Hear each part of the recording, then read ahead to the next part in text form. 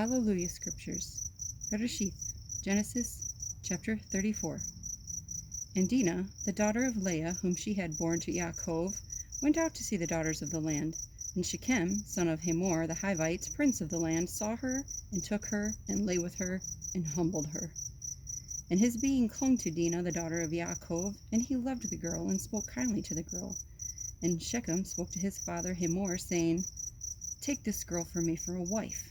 And Yaakov heard that he had defiled Dinah his daughter. Now his sons were with his livestock in the field, so Yaakov kept silent until they came. And Hamor, the father of Shechem, went out to Yaakov to speak with him. And the sons of Yaakov came in from the field when they heard it. And the men were grieved and very wroth, because he had done a senseless deed in Yisra'el by lying with Yaakov's daughter, which should not be done. But Hamor spoke with them, saying, My son Shechem's being longs for your daughter. Please give her to him for a wife, and intermarry with us. Give us your daughters, and take our daughters for yourselves, and dwell with us, and let the land be before you. Dwell and move about in it, and have possessions in it. And Shechem said to her father and her brothers, Let me find favor in your eyes, and whatever you say to me I give. Ask of me a bride price, and gift ever so high, and I give according to what you say to me, but give me the girl for a wife. But the sons of Yaakov answered Shechem and Hamor his father, and spoke with deceit, because he had defiled Dinah their sister.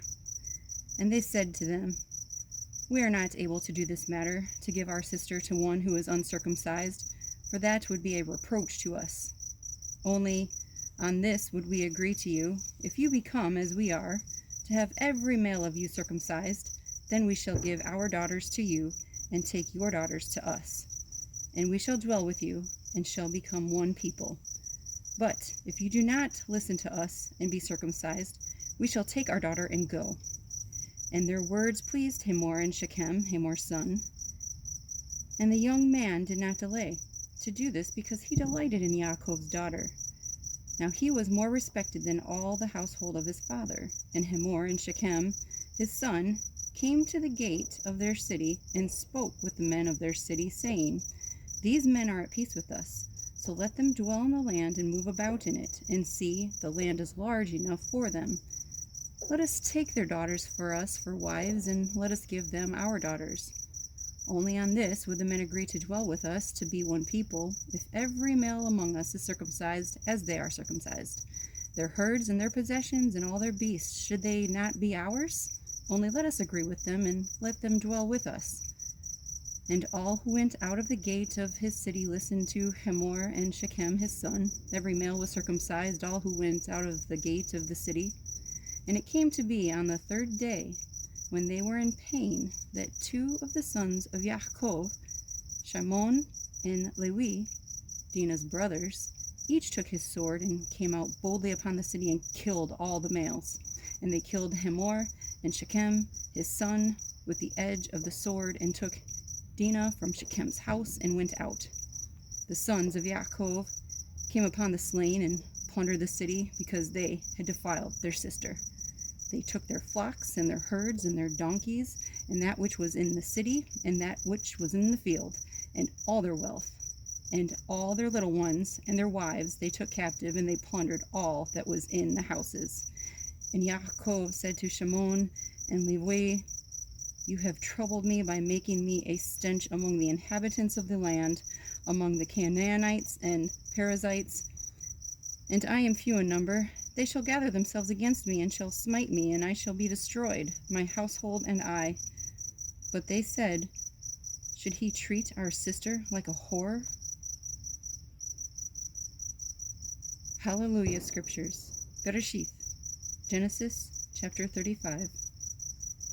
And Elohim said to Yaakov, Arise, go up to Bethel, and dwell there, and make an altar there to El, who appeared to you when you fled from the face of Esau your brother.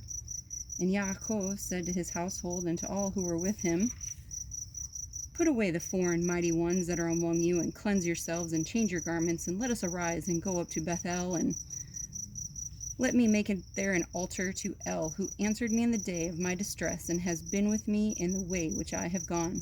So So they gave Yaakov all the mighty ones which were in their hands, and all their earrings which were in their ears, and Yaakov hid them under the terebinth tree which was near Shechem.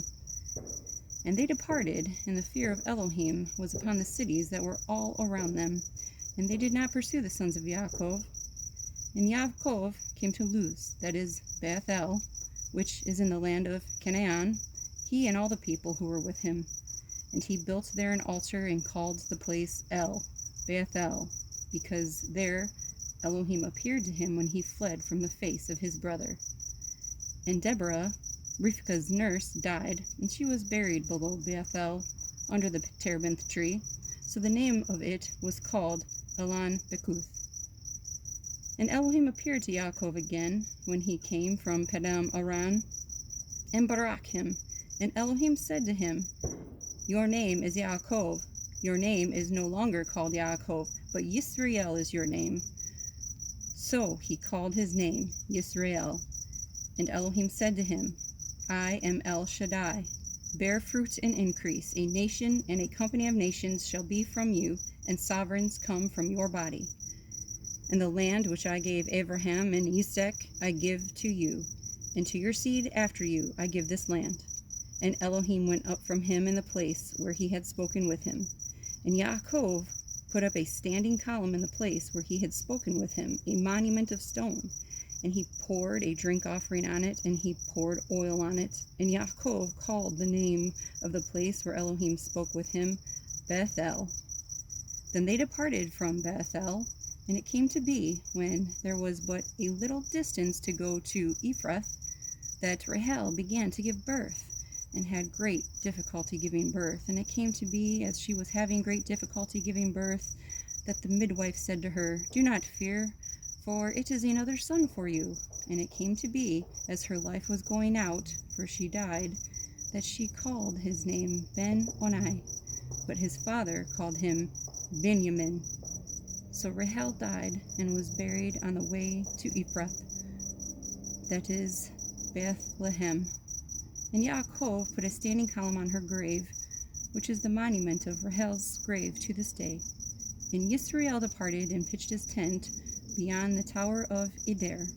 And it came to be, when Yisra'el dwelt in that land, that Reuben went and lay with Bilhah, his father's concubine. And Yisra'el heard about it.